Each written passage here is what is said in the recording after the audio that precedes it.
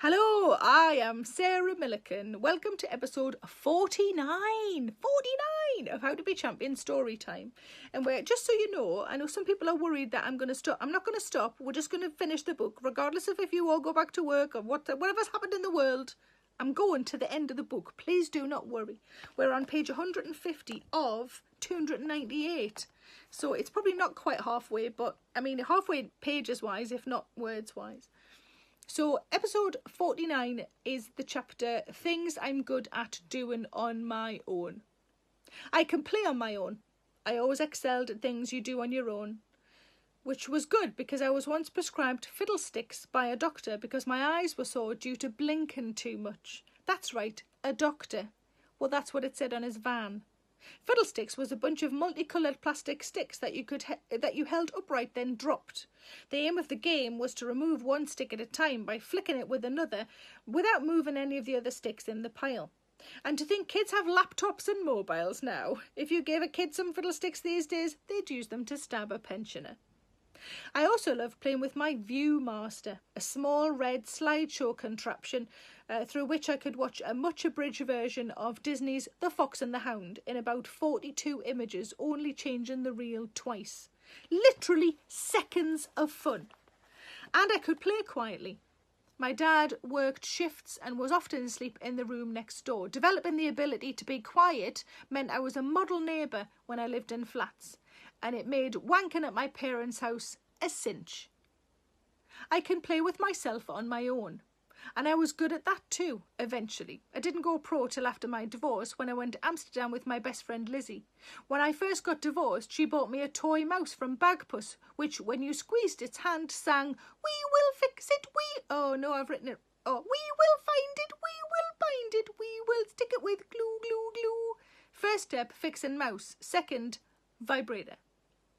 We stood in a sex shop in Amsterdam and she fanned her arm out at a wall of cocks and said, "What'd you fancy?" Like I was in the crisps aisle in Asda. Before then, if you'd asked me, and I don't know why you would have, I'd have said, "No, I don't masturbate." But if you asked me now, but if you'd asked me how I cleaned myself in the bath, I'd have said, thoroughly. I didn't know where to look in the sex shop, so I stayed at the floor, which was a glass cabinet full of fanny and cock utensils. I was trying to act like it wasn't my first sex shop, but my cover was blown when I clocked one item and shouted, "That's what they do smear tests with." Who sees one of those and thinks, "Oh, I want one of those for home?" I can travel on my own.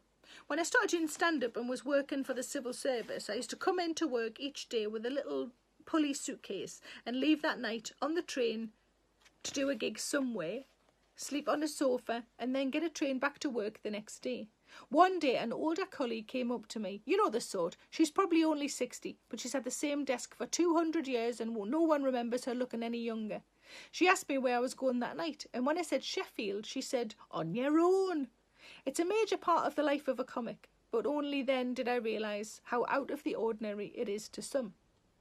As I couldn't drive, I used to get the train everywhere for gigs. This was before Google Maps, so I'd sometimes carry 7 or 8 A to Zs in my case for a long stint away.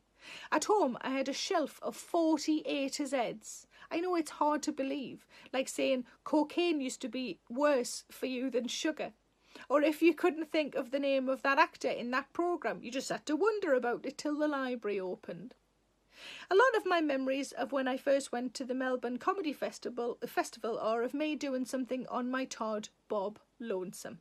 Thanks to selfies, I can still have pavement reminders. Pavement? I can't even read anymore. I'm so sorry, everybody. I think I need some sugar. Thanks to selfies, I can still have permanent, makes more sense, reminders of those things. I have never and will never hand my camera or phone to a stranger to take a photo of me. I know they would run away with said phone or camera or continue through the aquarium at a faster pace than me, probably taking better pictures.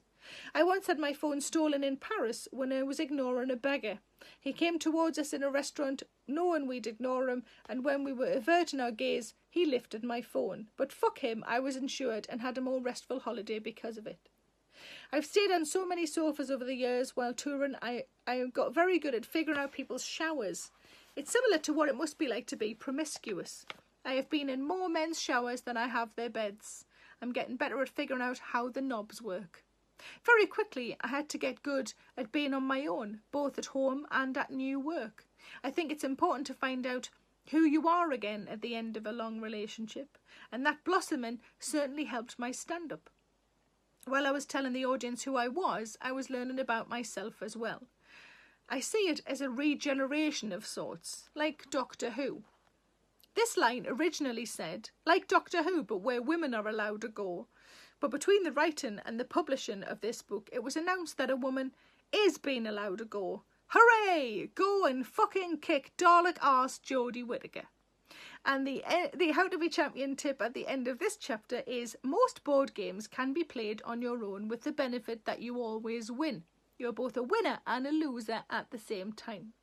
Masturbation is excellent. Sometimes it's fun, sometimes it's medicinal if I'm tired but not sleepy, and sometimes it's just because someone wore a mesh vest on Strictly.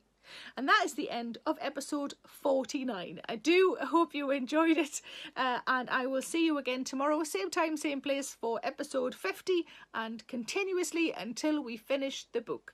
Lots of love, take care of yourself, stay in the house, wash your fucking hands. I'll see you tomorrow. Bye-bye, lots of love, bye-bye. Hello, it's Sarah Millican here. Please make sure you subscribe to my channel to stay up to date with all of my latest videos. Don't forget to like, pop a comment below, and why not stick around to watch a few more? I'm sure those emails or those dishes can wait a bit longer.